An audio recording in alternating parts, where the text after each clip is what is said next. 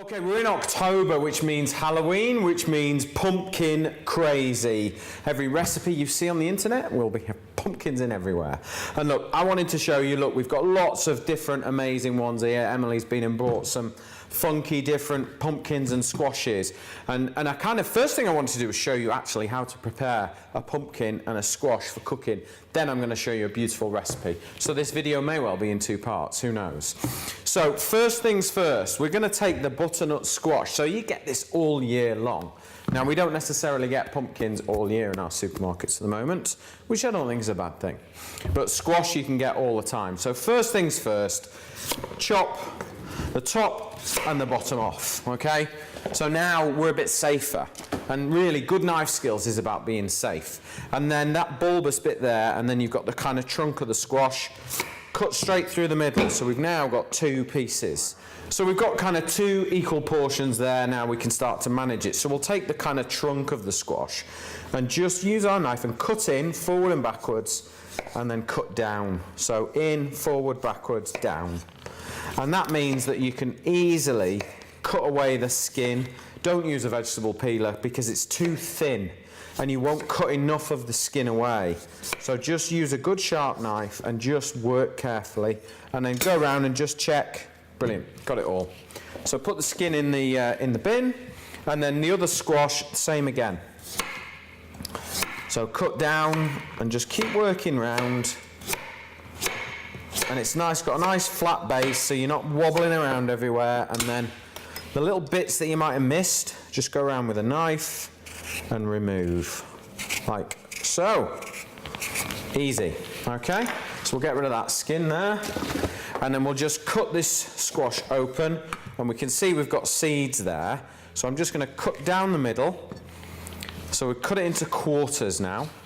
And then we'll just take a small knife, and a bit like you're removing a core from an apple, just remove the seeds, and then any bits that you miss, just use your knife and just push them out. Okay, so that's one piece. There's another one. There we go. So there. So that's our squash, kind of de-seeded and peeled, and then all we need to do is chop everything up. Now I always think chopping them up into the same size pieces, approximately, is a really good place to start, because then everything cooks nice and evenly. So put it all back together again, chop down the middle. So I've now got like big sort of potato wedge type pieces, okay? And then we're just going to chop into smaller chunks. So those are cooking chunks for me. So we'll just chop these ones in as well. There we go. And then the base of the squash, we'll do exactly the same. So we just chop them into chunks, all similar sizes, okay? So that's how you prepare a butternut squash. So we'll just push that to one side.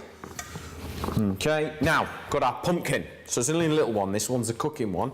The big, great big cheap ones you get in the supermarket really don't taste of much. So again, cut the bottom off the pumpkin and cut the top off. So we're safe. That's part one. And then we're just going to use our knife and start kind of flat and finish flat, okay?